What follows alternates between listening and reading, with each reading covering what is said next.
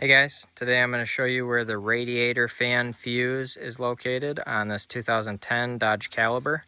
If this video is helpful, can you smash that thumbs up button and leave a comment down below for the YouTube algorithm? Really helps out a lot. So the first thing that we need to do is pop our hood. Right here is our under the hood fuse box. So to open this, we're going to push in on these two tabs so that they click like that, and then lift and pull back. Cover pops off just like that. On the back is a diagram here showing the numbered locations of the fuses. We're looking for fuse 15, which is this 40 amp fuse right here.